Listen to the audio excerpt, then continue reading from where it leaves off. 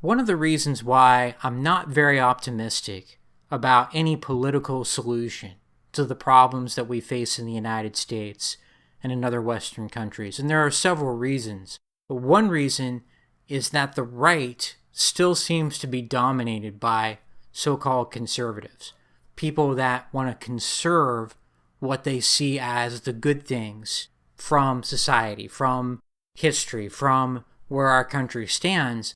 And the problem with that is, aside from the Bill of Rights and the remaining protections that we have from the Bill of Rights, there's really nothing left to conserve in the United States or other Western countries. There's nothing left to conserve in a society that's $37 trillion in debt. There's nothing left to conserve when hardworking people are taxed to death and can't afford to basically live and make ends meet, while a bunch of people can come into your country and live for free and not do anything and potentially commit crimes, and even then maybe not be deported.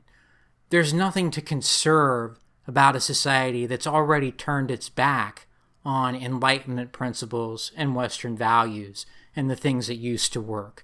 See, being conservative can make sense if your society is still functional. It can make sense if there are still institutions that are worth preserving, cultural practices that are still of value. But when your society is totally dysfunctional and the family unit has been broken down and there's not much of a reward for working hard anymore, and people don't have an incentive to do the right thing, and you're approaching a point where good is evil and evil is good more and more often, what are you trying to conserve about that type of society? And unfortunately, just being conservative is not going to cut it at this point. It's not going to work in a society where, other than the Bill of Rights in the U.S. in particular, there's just nothing that's worth conserving. Everything else has already gone to hell pretty much. And I don't think I'm being too drastic when I say that. I think that's pretty much where things stand. So why be conservative?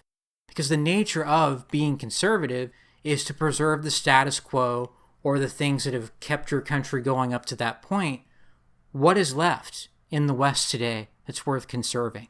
And so, as long as the right tends to still identify itself as conservative, instead of moving towards something new that could actually be functional and that could actually make things somehow work again, I'm not optimistic at all that things are going to get better.